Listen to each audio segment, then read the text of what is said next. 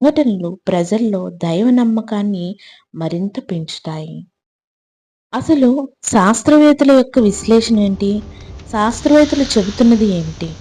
చాలా ఆలయాలు చెట్లు, అడవులు ఎక్కువ ఉన్న ప్రాంతాల్లో ఉంటాయి. అక్కడ ఎలుకలు, చిన్న చిన్న జంతువులు ఎక్కువగా ఉంటాయి.